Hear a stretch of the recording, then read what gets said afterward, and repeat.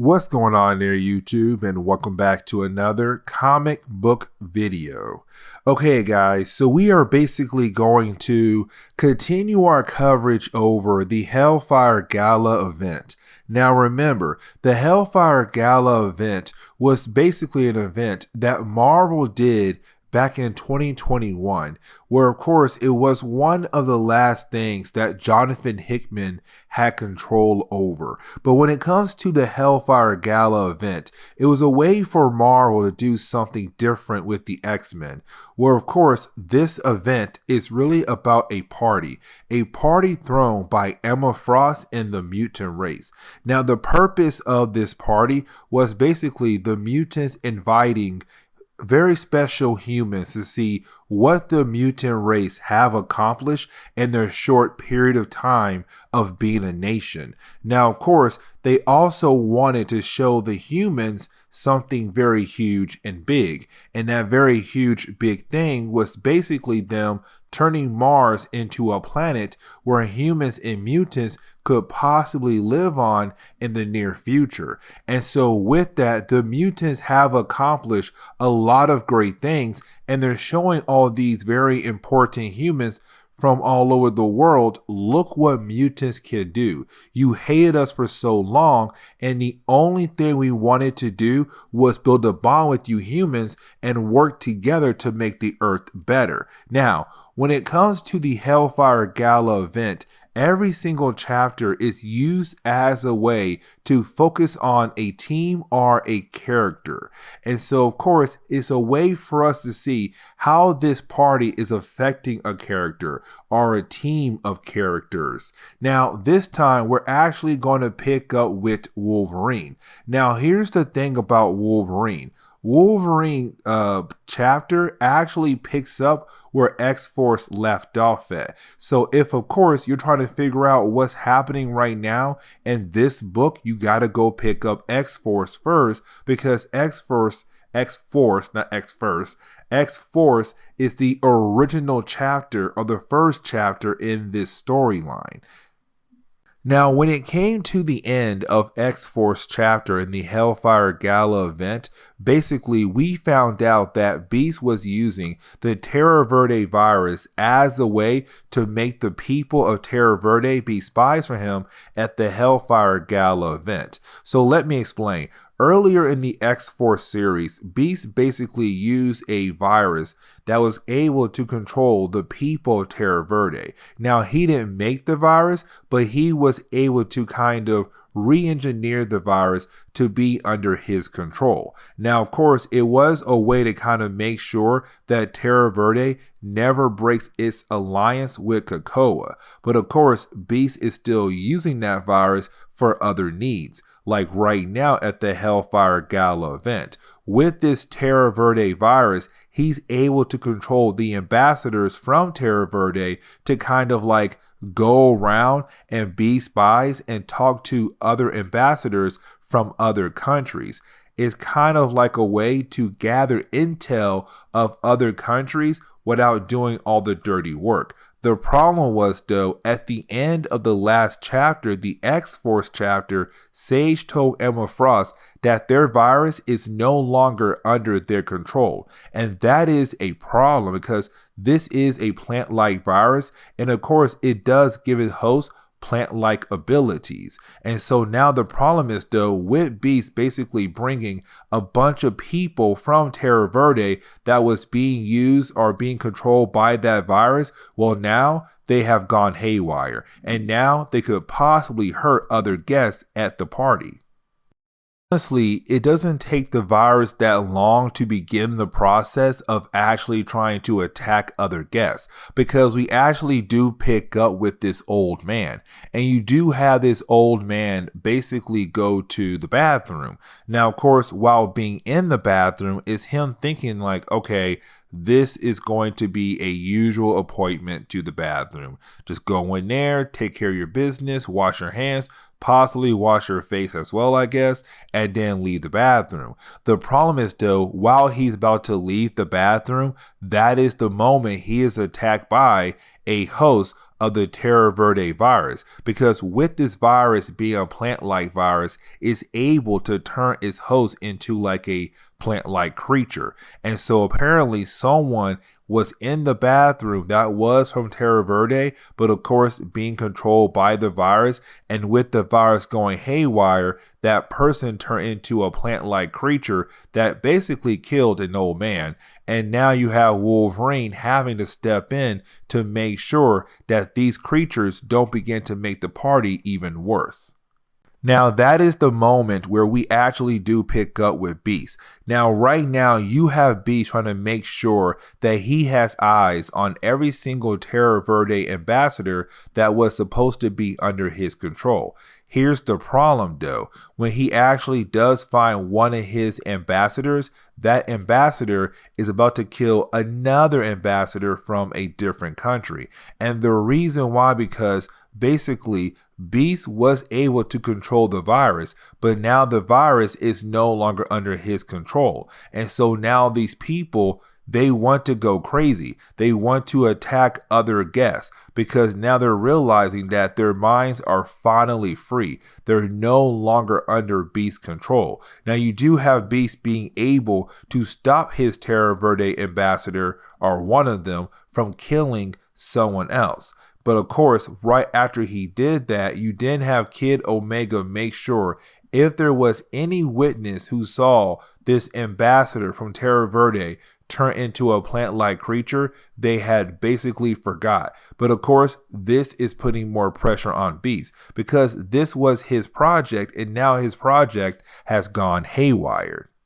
Now, getting back over to the battle between Wolverine and one of the ambassadors that was basically being controlled by the Terra Verde virus, you do have this ambassador kind of tell Wolverine, hey, listen, you need to know that I hate you guys. It's your fault why my country is the way it is right now. Like, you're basically controlling an entire country. You're basically forcing a country to do your bidding. Now, this is Wolverine finding out that basically there are secrets that he does not even know about. Because when it comes to this virus, Beast was the one who kind of reworked the virus in his favor. And of course, at first, he did not tell anybody at all. Now, then he told Sage, because Sage was the best person to tell, because Sage could basically help Beast control this virus.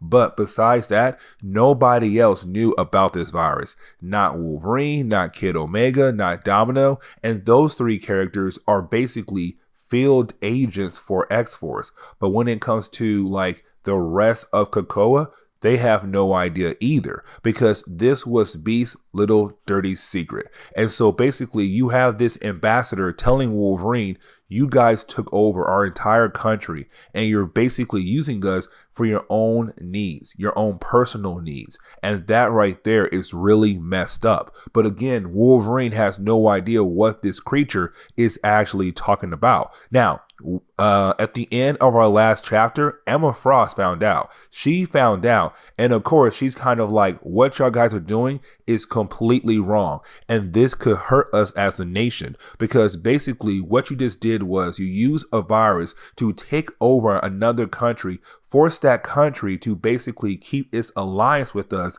and now using that country's people to be spy at our own party. It looks bad on mutants. Shut it down. And so, of course, right now, with everything going haywire, Emma Frost is right. It needs to be shut down.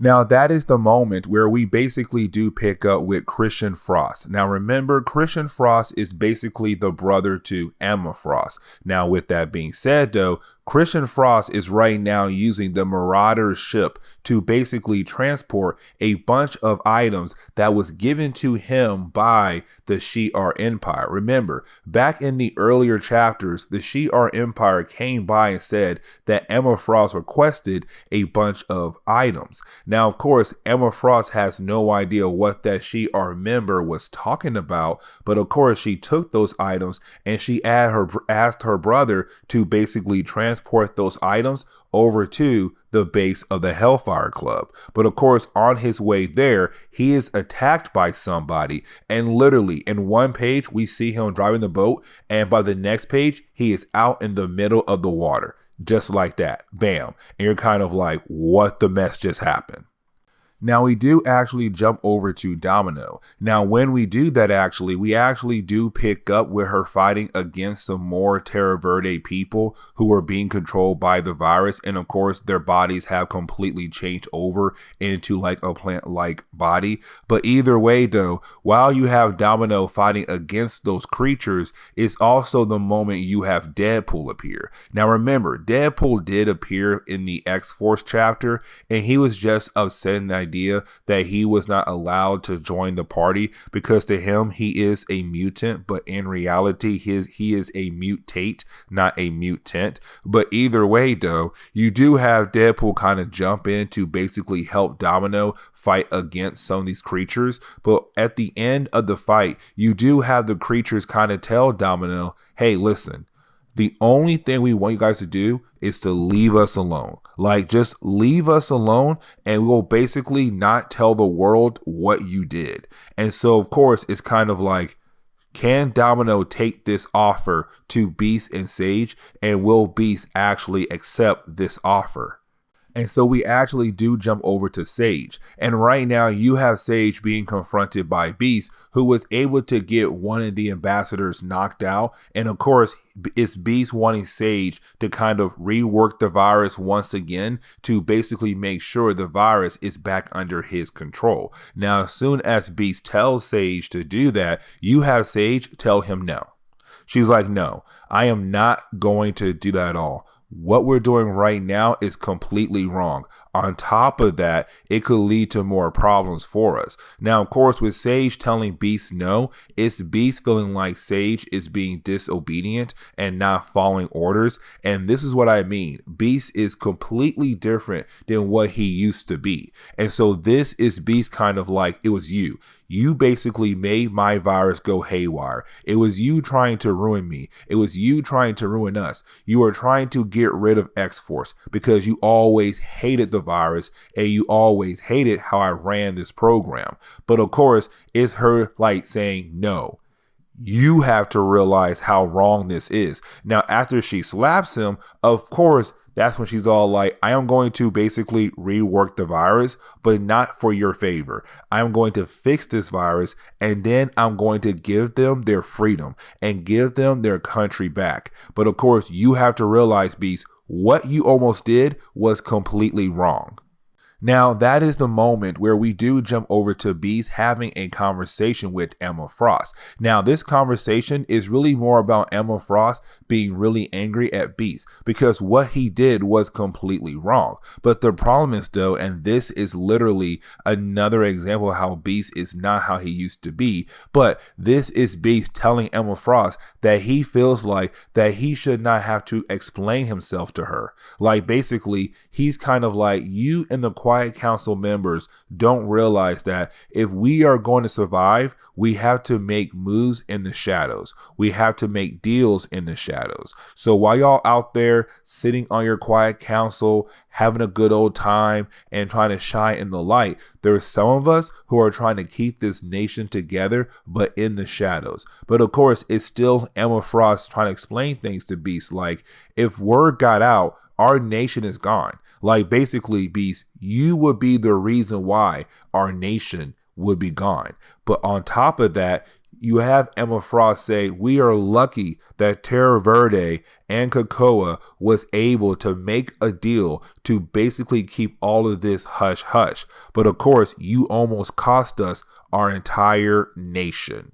Now, right after that conversation, you do have Sage contact Beast, and because Beast is near Emma Frost does join in the conversation. And it's Sage telling Emma Frost and Beast that basically the Marauder, of course, the ship that the Marauders use is not in Krakoa. It's in Manipur. And of course, it's on fire. Now, for Emma Frost, that should not be happening. And the reason why, because she told her brother to basically take that ship and all those diamonds over to Krakoa.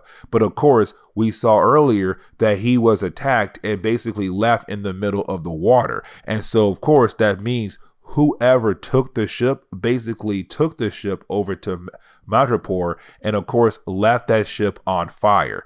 And now the question is, though, who did that? And so with that being said, this is where we are going to end today's comic book video. So please leave me a like down below and subscribe. Also, if you have any suggestions on books I should read, well, please let me know in the comments below, because you never know, your suggestion could be a future video down the road. But guys, I'll see y'all next time. Later.